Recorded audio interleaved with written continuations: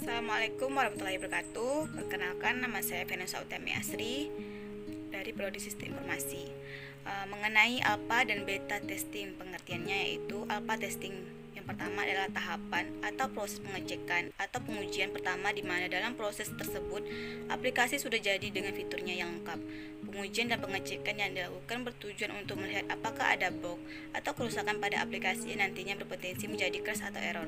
Sederhananya, proses alpha testing merupakan proses evaluasi sebanyak mungkin yang dilakukan oleh pengembang aplikasi atau pihak developer untuk memastikan bahwa produk digital mereka telah sesuai standar yang mereka tetapkan sebelum pada akhirnya nanti produk aplikasi tersebut sampai ke tangan pengguna aplikasi. Kemudian setelah alpha testing, maka dilanjutkan dengan proses beta testing. Pada tahap beta testing merupakan tahap lanjutan dari alpha testing.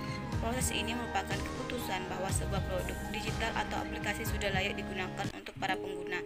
Akan tetapi memang produk digital dalam tahap ini juga masih berada dalam kategori pengujian untuk menghilangkan sisa bug ataupun menghilangkan potensi kerusakan pada sebuah produk digital.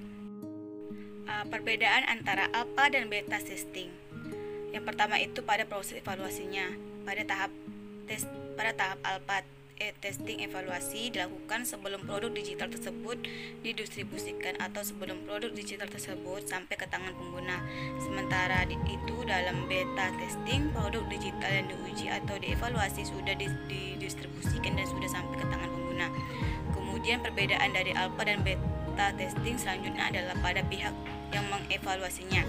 Jika dalam tahap alpha testing, pihak yang melakukan evaluasi dan pengujian adalah orang-orang yang tidak terlibat dalam pengembangan produk digital tersebut, akan tetapi memang orang yang ahli di bidang software dan aplikasi.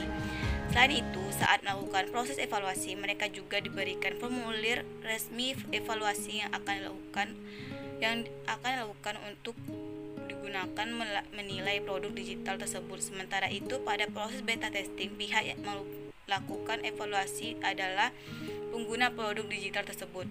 Pengguna akan diberitahu prosedur evaluasi, mencoba produk digital tersebut, dan mengirim hasil evaluasi kepada pihak pengembang aplikasi. Pengertian usability testing.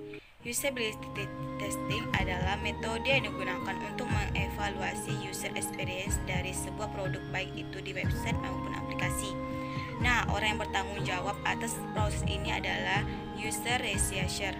User researcher akan mengumpulkan perwakilan user dan pelanggan, lalu melihat apakah mereka dapat menggunakan produk dengan mudah. Pasalnya, bisa saja mereka menambahkan fitur baru dan user justru akan menjadi kebingungan. Tahap ini harus dilewati agar produk didesain seoptimal mungkin dan user experience jadi tetap menyenangkan. Kenapa usability testing penting untuk dijalankan? Alasan utama usability testing sangat penting adalah karena uji coba ini dijalankan oleh user dan nantinya akan menggunakan produk tersebut. Dengan menjalankan usability testing, tim product development dapat melihat apakah user memahami alur dan cara kerja situsmu atau tidak. Tahapan ini penting untuk dijalankan agar nantinya user yang bukan peserta uji coba tidak kebingungan dan bisa mendapatkan user experience yang baik.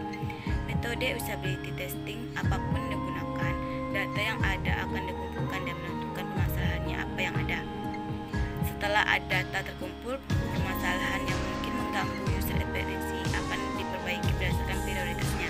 Jadi alasan utama usability testing tidak boleh dilewatkan, yaitu agar produk berfungsi dengan baik dan user bisa menggunakannya dengan mudah. Mengapa monitoring progress dan kontrol itu sangat penting? Tes monitoring dan tes kontrol pada dasarnya adalah kegiatan manajemen. Pemantauan tes adalah proses mengevaluasi dan memberikan umpan balik pada fase pengujian.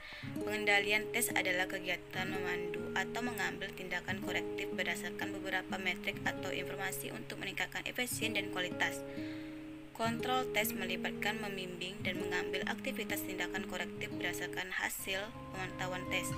Contoh kontrol tes meliputi: pertama, memprioritaskan upaya pengujian, kedua, meninjau kembali jadwal dan tanggal tes, yang ketiga, mengatur ulang lingkungan pengujian, yang keempat, memprioritaskan kembali kasus atau kondisi uji.